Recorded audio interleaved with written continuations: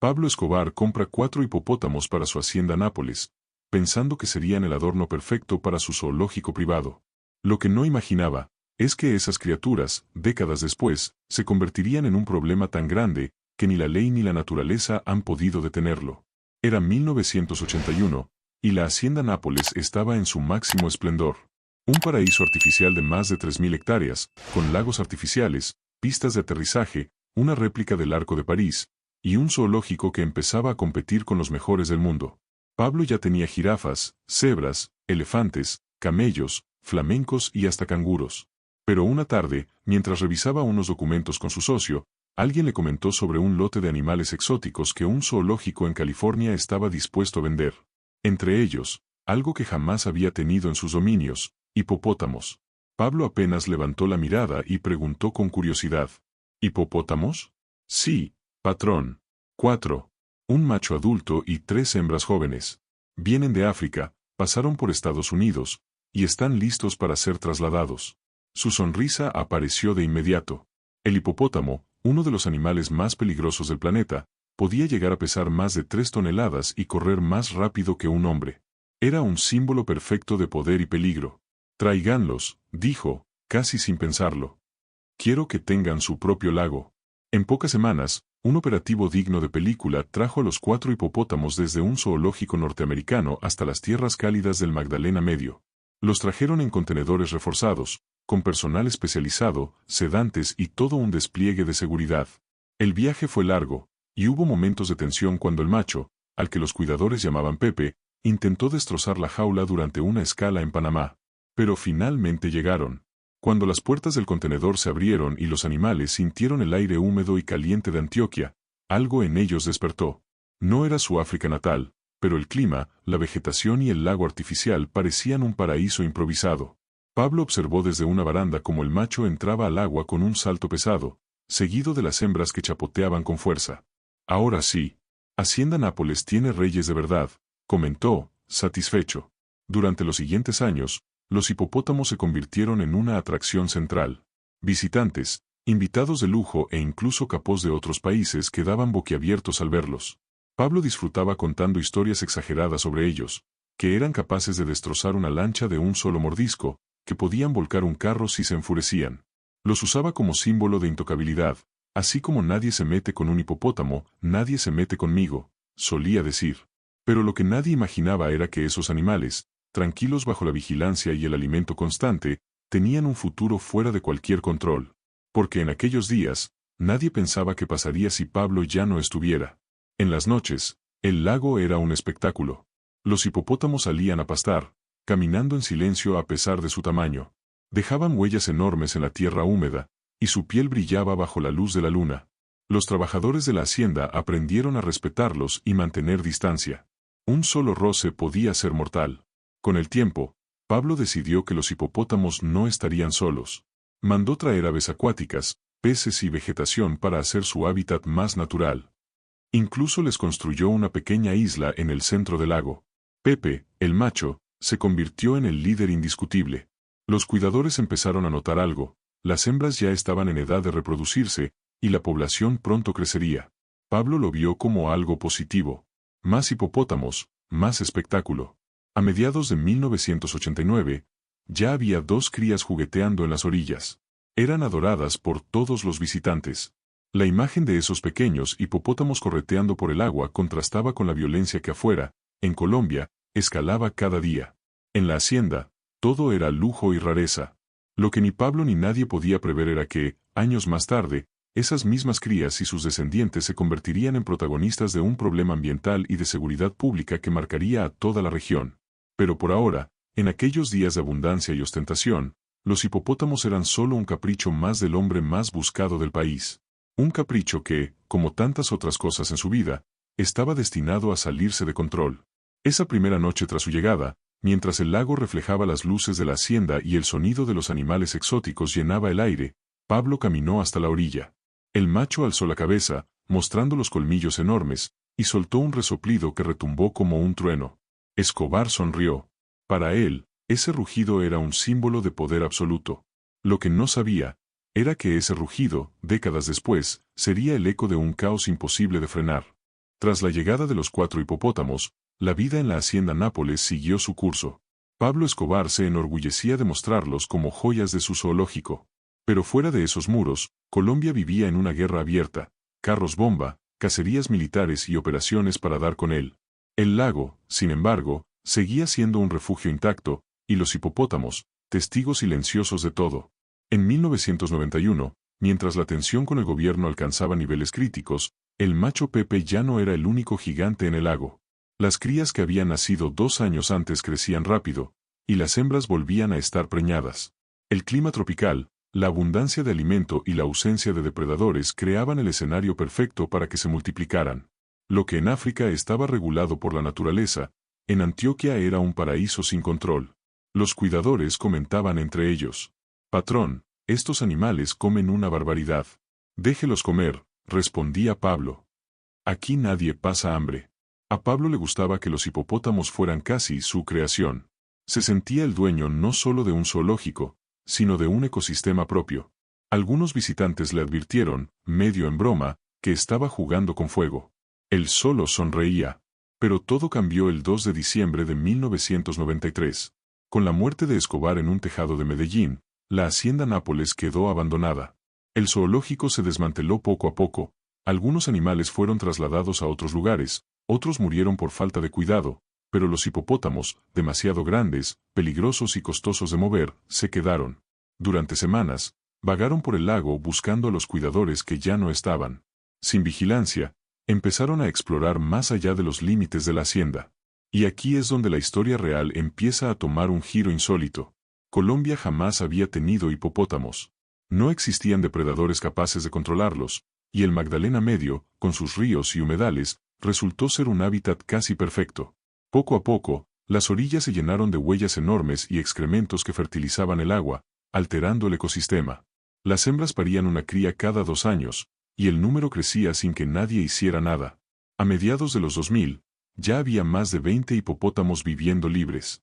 Los campesinos los veían pastar en sus tierras, destrozar cultivos y hasta atacar ganado.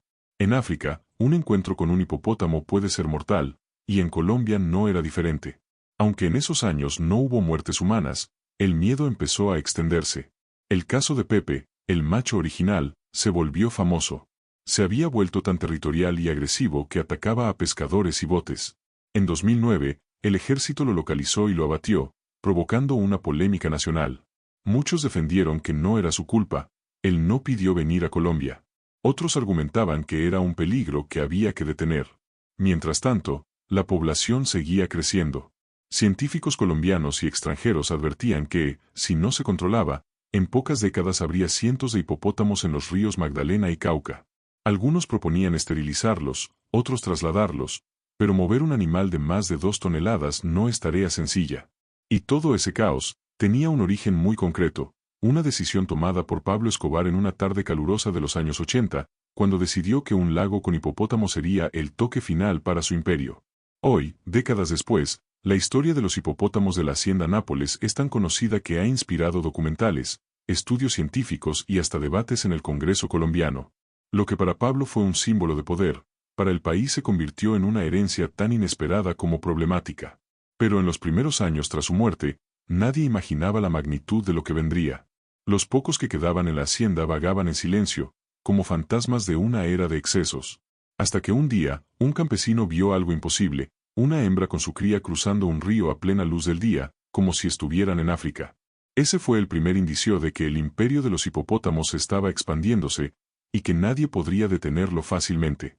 El recuerdo de Pablo, siempre asociado a violencia y narcotráfico, empezó a tener un capítulo extraño y casi surrealista, el del capo que introdujo a Colombia una especie que, décadas después, sigue creciendo y que quizás nunca se irá. A mediados de los años 2000, el Magdalena Medio ya no era el mismo. Pescadores, campesinos y ganaderos empezaban a contar historias extrañas en las cantinas de Puerto Triunfo, Doradal y Puerto Berrío. Historias que, al principio, parecían exageraciones de borrachos, pero que pronto se confirmarían como reales. «Yo lo vi, hermano», decía un pescador viejo. Un animal más grande que una vaca, con la cabeza redonda y los dientes así de largos, gesticulaba con las manos abiertas. Salió del agua y me miró como si fuera el dueño del río. Al principio, Muchos pensaron que se trataba de ganado extraviado. Pero no, eran hipopótamos. Los descendientes de Pepe, Matilde, y las otras hembras de la hacienda Nápoles.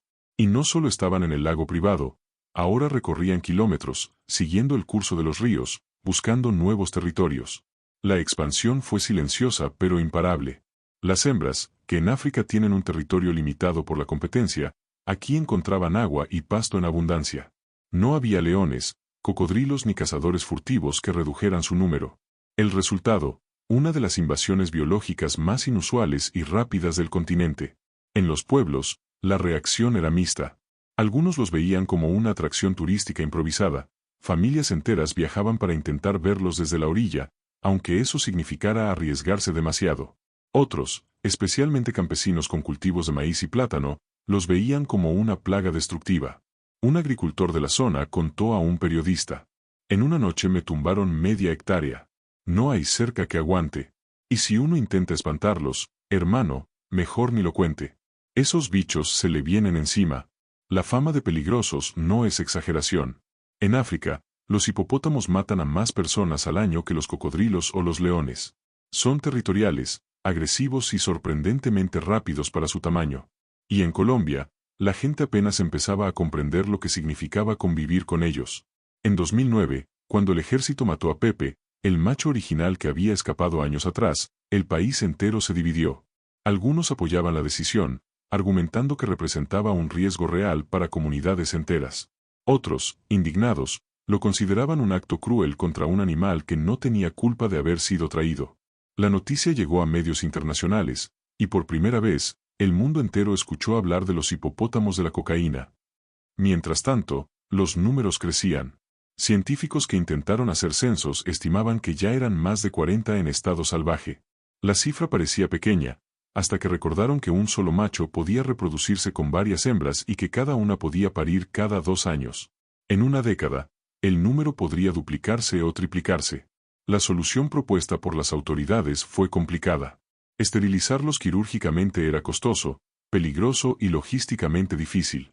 Moverlos a zoológicos o reservas, casi imposible por su tamaño y peso. Y matarlos masivamente, políticamente inviable por la indignación pública. Mientras los debates se sucedían en oficinas gubernamentales, en las orillas del río las cosas eran diferentes. Pescadores dejaban de usar ciertas zonas por miedo a los ataques. Niños que antes se bañaban en el río eran advertidos de mantenerse alejados. Y las noches se llenaban de sonidos extraños, resoplidos, chapoteos y el inconfundible bramido profundo de un hipopótamo marcando su territorio. Lo más inquietante fue cuando empezaron a aparecer en lugares cada vez más lejanos. En 2014, un video grabado con un celular se hizo viral. Mostraba a un hipopótamo cruzando una carretera secundaria en Antioquia, bloqueando el paso de un camión. El conductor, aterrado, se mantuvo a distancia mientras el animal, indiferente, se internaba en el bosque. Ese video cambió la percepción de muchos. Ya no eran un problema local. Estaban expandiendo su territorio y no había manera de contenerlos sin una estrategia nacional. Paradójicamente, el fenómeno atrajo la atención de turistas y documentalistas extranjeros. Algunos llegaban fascinados por la idea de ver hipopótamos libres fuera de África. Pero para los habitantes locales, no era un espectáculo exótico, sino un riesgo diario. Lo irónico es que todo este caos tenía un origen muy concreto, un capricho de Pablo Escobar, el mismo que había decidido llenar su hacienda de animales salvajes como símbolo de poder. Una decisión tomada en los años 80 que, décadas después, seguía impactando la vida de comunidades enteras. En esos pueblos, todavía se cuentan historias que mezclan la realidad con la leyenda. Algunos dicen que, en las noches de luna llena, se puede ver a los hipopótamos salir del agua y caminar por los caminos rurales, como si fueran fantasmas de otro continente, desplazándose en silencio, dueños de un territorio que nadie les podrá arrebatar. Y aunque la ciencia y la política intentan buscar una solución, hay algo que parece seguro: los hipopótamos de Pablo Escobar han llegado para quedarse. Y con ellos, una parte viva de su legado, tan descontrolada como su propia vida. La noche era espesa y húmeda en Puerto Triunfo. El canto de los grillos competía con el lejano rumor del río. Para los habitantes, esos sonidos eran parte del paisaje, hasta que, poco a poco, comenzaron a mezclarse con un bramido profundo, gutural, que helaba la sangre. Era la voz de un hipopótamo. En la finca de don Ramiro, a orillas de un afluente del Magdalena, la familia estaba reunida en el corredor. No era raro ver uno o dos animales cruzar la zona, pero esa noche algo era distinto. El bramido se repetía, cada vez más cerca. No salgan, dijo don Ramiro, con el machete en la mano.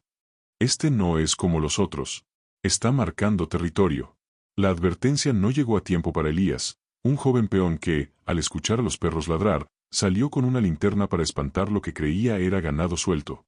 Apenas iluminó el potrero, lo vio, un hipopótamo enorme, con la piel gris brillante bajo el reflejo, parado como una muralla viviente a pocos metros de la cerca. El animal lo miró fijamente, soltó un resoplido violento y sin previo aviso, cargó contra la cerca. Los postes se dieron como palillos y Elías apenas tuvo tiempo de saltar hacia atrás. El estruendo despertó a todos. Los hipopótamos no atacan por hambre. Atacan por dominancia, por sentirse invadidos. Y en este caso, la simple presencia del joven fue suficiente para desatar su furia. El animal embistió un bebedero metálico, lo volteó y luego se detuvo en seco. Elías, temblando, logró retroceder hasta la casa. Pero antes de irse, el hipopótamo se giró y abrió sus fauces enormes, como una advertencia. Ese gesto quedó grabado en la memoria del muchacho para siempre. A la mañana siguiente, la noticia se había regado. No era la primera vez que algo así pasaba. En 2012, en otra vereda cercana, un pescador fue arrastrado al agua y casi pierde la vida al encontrarse con una hembra con cría. El ataque dejó secuelas físicas y un miedo permanente a entrar al río. Estos incidentes, cada vez más frecuentes, empezaron a encender las alarmas. La Defensoría del Pueblo emitió un comunicado advirtiendo que la población de hipopótamos había pasado de ser una curiosidad exótica a convertirse en una amenaza para la seguridad rural. Los científicos también levantaban la voz. Estudios publicados por biólogos colombianos y extranjeros mostraban que la población ya superaba los 80 ejemplares en libertad y que, si no se intervenía, podría llegar a más de 500 para 2050. No solo ponían en riesgo a las personas, su gran tamaño y dieta estaban alterando los ecosistemas de los ríos, desplazando a especies nativas como manatíes y nutrias. Pero mientras las instituciones debatían, los animales seguían reproduciéndose. La estrategia más lógica parecía ser la esterilización química, pero requería dardos tranquilizantes, equipos especializados y un presupuesto que nunca llegaba completo. Cada operación costaba miles de dólares y, muchas veces, los animales simplemente escapaban antes de ser alcanzados. La gente de la zona, resignada, empezó a desarrollar su propio código de convivencia. No acercarse al agua de noche. Evitar bañarse en zonas profundas. Y, sobre todo, reconocer el sonido del resoplido. Si lo escuchas, aléjate. Lo más curioso era que, para algunos, los hipopótamos empezaban a ser parte de la identidad local. Un restaurante en Doradal pintó un mural con una familia de estos animales cruzando el río al atardecer. Un pequeño hotel ofrecía safaris improvisados para turistas que querían verlos desde lanchas. Incluso aparecieron camisetas con el lema, Territorio Hipopótamo. Esa dualidad, peligro y fascinación, mantenía vivo el debate nacional. Algunos veían en los hipopótamos el último vestigio físico del imperio de Escobar, un recordatorio incómodo de que incluso después de muerto, sus decisiones seguían afectando al país. Otros, simplemente, los consideraban animales que merecían una oportunidad de vivir, aunque estuvieran a miles de kilómetros de su hogar natural. El episodio en la finca de don Ramiro fue documentado por un periodista local, y pronto atrajo la atención de un equipo de National Geographic que viajaba por la región. Ellos grabaron imágenes impactantes, un macho sumergiéndose en el agua y emergiendo de golpe frente a la cámara, expulsando un chorro de agua por la nariz y mostrando sus colmillos amarillos. La escena, transmitida meses después, dio la vuelta al mundo. La pregunta quedó flotando: ¿cómo un capricho privado se había convertido en un problema ambiental internacional? En las noches siguientes, don Ramiro y sus vecinos reforzaron las cercas y mantuvieron fogatas encendidas cerca de los potreros, esperando mantener a los animales alejados. Pero en el fondo sabían que era cuestión de tiempo antes de que otro encuentro ocurriera. Los hipopótamos, como la sombra del hombre que los trajo, no se irían fácilmente. El amanecer en Puerto Triunfo trajo algo más que el canto de los pájaros.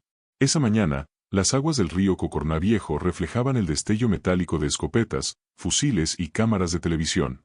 Las autoridades habían llegado, junto con un pequeño grupo de biólogos, para ejecutar lo que llamaban un control poblacional de los hipopótamos. La decisión no fue improvisada. Durante meses, el Ministerio de Ambiente había recibido reportes de ataques, cultivos destruidos y accidentes fluviales. El caso más grave ocurrió cuando un pescador de 45 años fue embestido mientras recogía sus redes, terminó con fracturas en las costillas y perforación de un pulmón. Para los funcionarios, ya no había margen para esperar. Pero lo que nadie previó fue que, en un mundo hiperconectado, cada acción quedaría registrada y viralizada en cuestión de horas. Ese día, el objetivo era un macho adulto apodado Pepe por los lugareños. Medía más de 4 metros y pesaba casi 3 toneladas. Había sido visto merodeando cerca de zonas pobladas y, según los biólogos, mostraba un comportamiento territorial cada vez más agresivo. El plan era simple en papel: localizarlo, tranquilizarlo con un dardo y luego practicar una eutanasia rápida para evitar sufrimiento. Lo que ocurrió fue muy distinto. Cuando el primer dardo impactó el lomo de Pepe, el animal lanzó un bufido ensordecedor y se internó en el agua, seguido de 2 lanchas. Un camarógrafo capturó el momento exacto en que el hipopótamo emergió y cargó contra una embarcación, levantando una ola que casi volcó a sus ocupantes. Esa imagen, congelada en un fotograma, se convertiría en la chispa de una tormenta mediática. Horas más tarde, el cuerpo de Pepe yacía sobre la ribera. Los funcionarios lo cubrieron con una lona verde, pero era demasiado tarde. Las fotos ya circulaban por Facebook y Twitter. Las etiquetas almohadilla Salvemos a los hipopótamos y almohadilla Justicia para Pepe comenzaron a escalar en tendencias. Desde Bogotá, activistas de derechos animales denunciaron la operación como una matanza innecesaria. En España, un grupo ambientalista lanzó una petición online para trasladar a todos los hipopótamos a santuarios africanos, recolectando miles de firmas en cuestión de días. Incluso celebridades internacionales compartieron la noticia, preguntando cómo era posible que en Colombia se mataran animales por ser demasiado grandes para el gusto de algunos. Lo que pocos mencionaban era el costo real y la complejidad de cualquier otra alternativa. Mover a un hipopótamo vivo requería sedantes potentes, grúas, transporte especializado y permisos internacionales. Cada traslado costaría más de $50.000, y había al menos 80 ejemplares sueltos. El gobierno, acorralado por la opinión pública, suspendió la operación. Los equipos regresaron a sus bases, dejando un sabor amargo entre los habitantes locales. Para ellos, la amenaza seguía intacta. Nosotros somos los que vivimos aquí, no los que escriben tweets desde otro país, decía don Ramiro a un periodista. En los días siguientes, los debates se multiplicaron. Programas de radio, columnas de opinión y mesas redondas en televisión discutían el dilema. ¿Era más valiosa la vida de los hipopótamos o la seguridad de las personas y el equilibrio del ecosistema? Los biólogos más veteranos advertían que no actuar equivalía a hipotecar el futuro ambiental del Magdalena Medio. Citaban casos como el de Australia con los conejos o el de Florida con las pitones, especies invasoras que, al no tener depredadores naturales, se multiplican hasta colapsar ecosistemas enteros. Pero, al mismo tiempo, las imágenes de Pepe muerto se habían vuelto un símbolo de resistencia para quienes veían en los animales inocentes víctimas de una historia que ellos no pidieron protagonizar. En medio de la controversia, surgió una tercera vía, la esterilización masiva. El problema era que cada procedimiento, incluso con químicos, requería acercarse a menos de 20 metros del animal para disparar el dardo, y luego seguirlo durante horas hasta que el sedante hiciera efecto. Muchos de esos intentos terminaban en el agua, donde era casi imposible trabajar sin poner en riesgo al equipo. Mientras las instituciones debatían sobre presupuestos y logística, los hipopótamos seguían su vida. En videos grabados por campesinos, se veía a 2 machos peleando en una laguna, abriendo la boca de par en par y chocando con un golpe seco que hacía vibrar la cámara. En otros, hembras con crías cruzaban senderos de tierra al atardecer, indiferentes a los tractores que pasaban cerca. El episodio de Pepe dejó una lección clara: cualquier medida que se tomara debía considerar no solo la ciencia y la seguridad, sino también la percepción pública. El legado de Escobar había dejado de ser solo un problema local, ahora era un tema global que tocaba fibras emocionales y políticas en todo el mundo. En Puerto Triunfo, los rumores decían que algunos vecinos habían empezado a alimentar a los hipopótamos para mantenerlos cerca, como si fueran un atractivo turístico improvisado. Esa práctica, peligrosa y prohibida, solo aumentaba las probabilidades de encuentros fatales. Esa tensión, entre la necesidad de controlar y el deseo de proteger, marcaría los siguientes años. Y, como pronto descubrirían, no sería la última vez que un operativo terminara en escándalo. La noche en Puerto Triunfo caía pesada, con un calor que pegaba la ropa a la piel y el zumbido constante de insectos alrededor de las bombillas. En una finca cercana al río Magdalena, don Ernesto, un campesino de 58 años, terminaba de guardar sus herramientas cuando escuchó un sonido que le erizó la piel, un resoplido profundo, como si alguien, o algo, exhalara con fuerza justo detrás de él. Giró lentamente y, bajo la luz tenue de la luna, vio dos siluetas enormes moviéndose entre el maizal.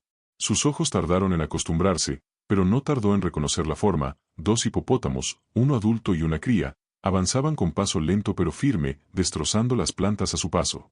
Don Ernesto sabía que no debía acercarse.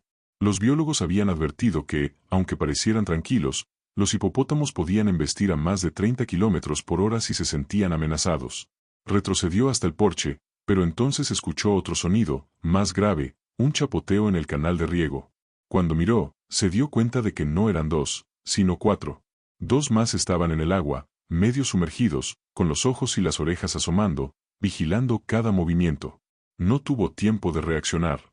El macho adulto, de al menos 2 toneladas, abrió la boca mostrando colmillos de más de 40 centímetros y avanzó hacia él. El ruido era aterrador, un galope sordo sobre tierra húmeda.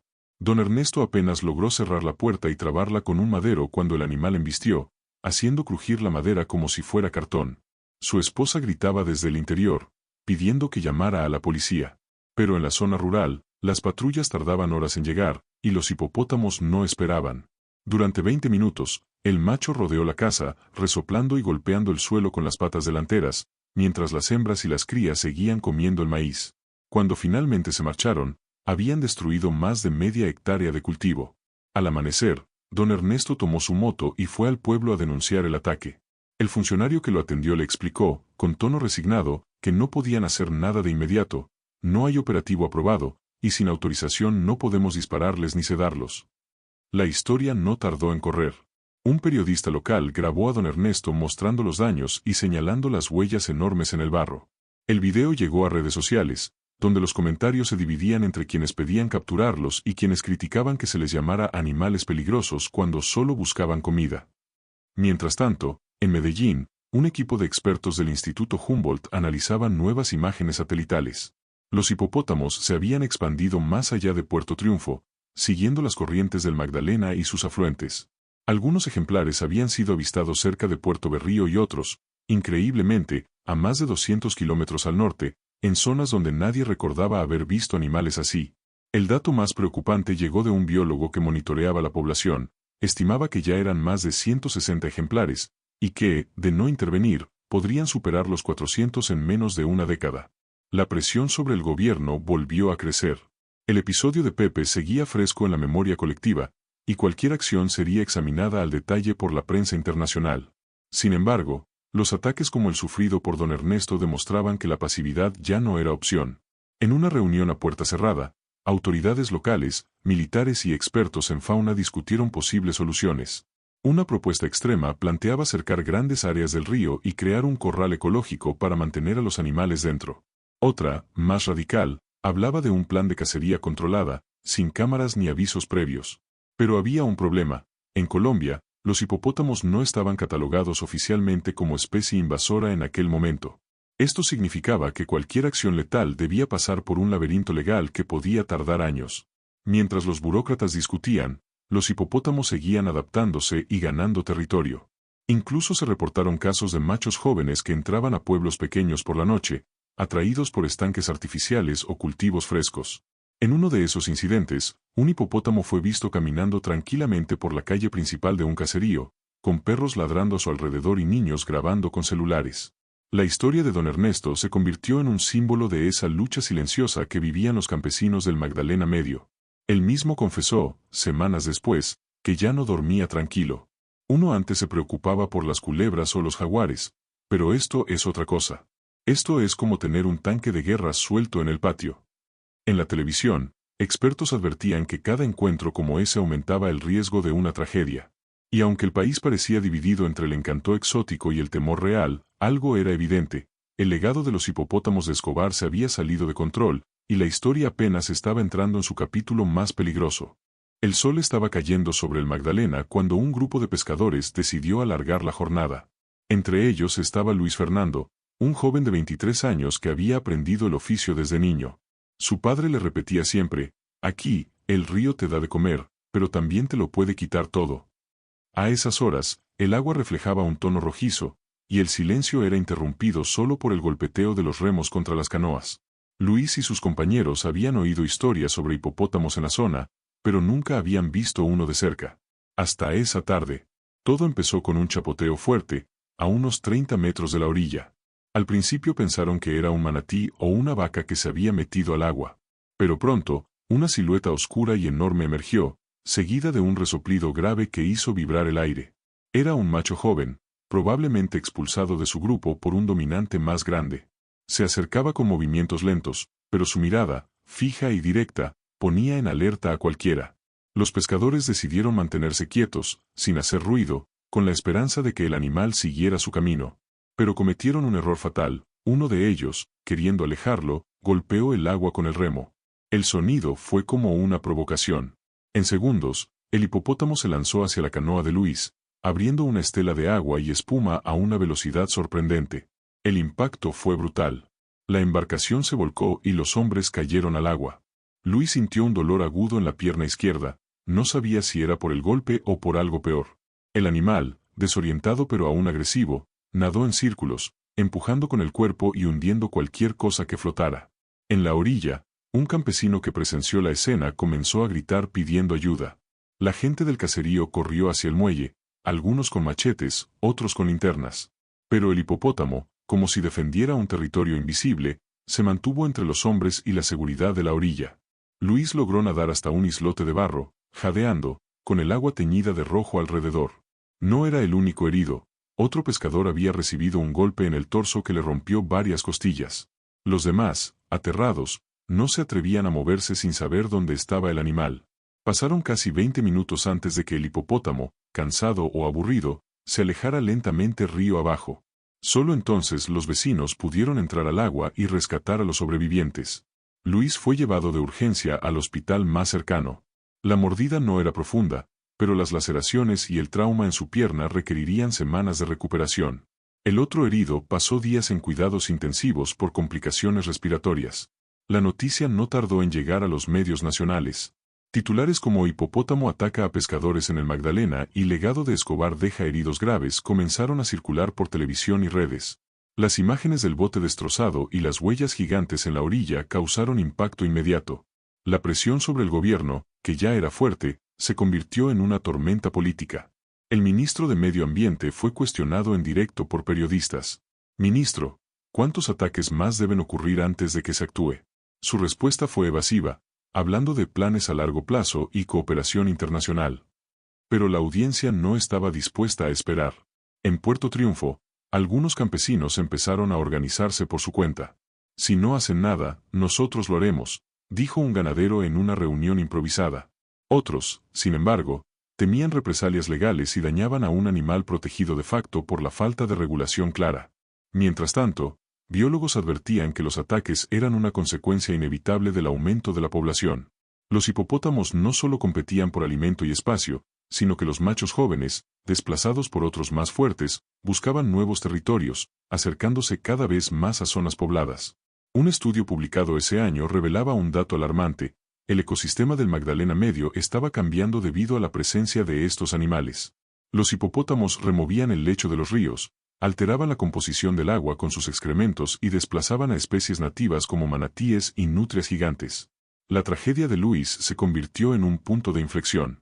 Organizaciones ambientales comenzaron a proponer soluciones concretas: captura masiva, traslado a santuarios africanos o incluso esterilización química. Pero todas las opciones tenían un problema común: el costo. Capturar y trasladar un solo hipopótamo podía superar los $40,000, y con más de 160 ejemplares libres, la cifra era astronómica. En paralelo, surgieron teorías más extremas. Algunos exmilitares ofrecieron soluciones rápidas y discretas a cambio de contratos confidenciales. La propuesta indignó a defensores de animales, que recordaban el escándalo internacional tras la muerte de Pepe. El debate se volvió un campo de batalla ideológico. ¿Debía priorizarse la seguridad humana o la preservación de los animales? ¿Era justo sacrificar a los hipopótamos por una decisión tomada por Escobar décadas atrás? Luis, mientras tanto, se recuperaba lentamente en el hospital. A pesar del dolor, aceptó dar entrevistas. Yo no quiero que los maten por venganza, dijo, pero sí que hagan algo. No quiero que un niño sea el próximo. Sus palabras resonaron más que cualquier informe técnico. La presión alcanzó tal punto que el presidente convocó a una reunión de emergencia con ministros, gobernadores y expertos. Entre las propuestas surgió un plan híbrido: captura, traslado y esterilización progresiva. Pero, como siempre, el verdadero reto no era la idea, sino ejecutarla. En las comunidades ribereñas, la gente miraba el río con nuevos ojos. El miedo se había instalado. Cada chapoteo, cada sombra en el agua, podía ser un hipopótamo. Y en el fondo, todos sabían que mientras el problema no se enfrentara de raíz, era cuestión de tiempo para que otra tragedia ocurriera. La mañana del operativo amaneció con una niebla espesa sobre el Magdalena Medio. Desde muy temprano, el puerto de Puerto Triunfo se llenó de vehículos del ejército, biólogos, veterinarios y periodistas que habían llegado de todo el país. La orden era clara: capturar al menos 3 hipopótamos y trasladarlos a un centro especializado, mientras se esterilizaba a otros en la zona. El plan parecía sencillo sobre el papel. Se desplegarían drones para localizar a los animales, lanchas rápidas para acorralarlos y un equipo de expertos para disparar dardos tranquilizantes desde la orilla. El problema era que todo eso funcionaba, en teoría. A las 7:15 de la mañana, el primer avistamiento, una hembra adulta y 2 crías alimentándose cerca de una laguna conectada al río. El equipo veterinario se preparó, revisando las dosis de anestesia. Un dardo mal calculado podía ser mortal para un hipopótamo, y la presión mediática exigía que todo se hiciera de forma humanitaria. Los soldados comenzaron a rodear el área, formando un semicírculo para impedir que los animales escaparan hacia el río. Pero lo que no calcularon fue la velocidad de reacción de la madre. En cuanto vio el movimiento, lanzó un bramido gutural y se lanzó al agua con una rapidez que dejó a todos paralizados. Las crías la siguieron, y en segundos desaparecieron bajo la superficie. Los drones los perdieron entre la vegetación flotante. Los expertos sabían lo que eso significaba. Una vez en el agua, la ventaja era toda del hipopótamo. Mientras tanto, otro equipo intentaba capturar a un macho joven avistado río arriba. Desde la orilla, un veterinario apuntó y disparó el primer dardo. El proyectil se clavó en la piel gruesa del animal, pero este reaccionó con furia. En vez de huir, cargó hacia el bote de apoyo, golpeándolo con tal fuerza que casi lo volcó. Los tripulantes, empapados y con el motor averiado, tuvieron que pedir ayuda inmediata. Las radios comenzaron a saturarse de mensajes, órdenes, advertencias, coordenadas y gritos de alerta. Lo que debía ser un procedimiento controlado se estaba convirtiendo en un caos. En medio de la confusión, un periodista logró transmitir en vivo las imágenes de un hipopótamo adulto corriendo por un sendero fangoso, perseguido por una decena de hombres. Esto es surrealista, decía, mientras trataba de mantener el enfoque con la cámara. Las redes sociales explotaron con comentarios, memes y críticas, acusando al gobierno de improvisación y falta de preparación. A media mañana, los biólogos reunieron a los responsables en un campamento temporal. Si seguimos así, vamos a tener heridos, advirtió la doctora García, experta en fauna silvestre. Necesitamos paciencia. Esto no es cazar, es capturar de manera segura. Pero la presión era enorme. El presidente esperaba resultados para anunciar en la rueda de prensa de la tarde. Finalmente, cerca del mediodía, lograron adormecer a un macho de casi 2 toneladas. El procedimiento para subirlo a un camión especializado fue una operación quirúrgica. Primero lo aseguraron con cuerdas, luego lo izaron con una grúa adaptada. Todo bajo el sol inclemente, con más de 30 grados de temperatura. Mientras lo trasladaban, una multitud se acercó a ver el espectáculo. Algunos aplaudían, otros murmuraban que ese pobre animal no tiene la culpa de nada. Las emociones estaban divididas. La segunda captura, sin embargo, fue aún más complicada. Se trataba de una hembra adulta que, al recibir el dardo, se desplomó en un charco profundo. El riesgo de que se ahogara era altísimo, así que los veterinarios tuvieron que actuar de inmediato, metiéndose al agua y usando sogas para mantenerle la cabeza fuera. Durante minutos, la tensión fue insoportable, hasta que lograron arrastrarla a tierra firme. Para la tercera captura no hubo tanta suerte. El animal, un macho alfa, no solo esquivó los dardos, sino que persiguió a uno de los equipos hasta obligarlos a subirse a los árboles cercanos. La imagen de soldados trepados y un hipopótamo abajo esperando, como si estuviera vigilando, se volvió viral en cuestión de horas. Al final del día, el operativo logró trasladar 2 hipopótamos y esterilizar a 4 más. Muy lejos de la meta inicial, pero suficiente para que el gobierno pudiera presentarlo como un primer paso hacia la solución. Sin embargo, los expertos sabían la verdad. Con una población que crecía sin control, esos esfuerzos serían como vaciar el río con una cuchara. En los días siguientes, las imágenes de los hipopótamos capturados recorrieron el mundo. Algunos países africanos ofrecieron ayuda técnica, Organizaciones internacionales propusieron financiamiento, pero también impusieron condiciones que ralentizaban cualquier acción. En Puerto Triunfo, la vida siguió, pero con una nueva rutina: advertencias en la radio local, letreros en los caminos ribereños y recomendaciones para no acercarse al agua en ciertas horas. El río ya no era solo una fuente de sustento, era un territorio disputado. Meses después, uno de los machos capturados murió en cautiverio por complicaciones respiratorias. El hecho desató otra ola de indignación y reabrió el debate. Muchos comenzaron a preguntarse si era realmente posible controlar el legado de Escobar o si, por el contrario, los hipopótamos estaban destinados a convertirse en parte permanente del paisaje colombiano. Mientras tanto, en las aguas tranquilas del Magdalena, nuevos grupos seguían multiplicándose. La historia, lo sabían todos, estaba lejos de terminar.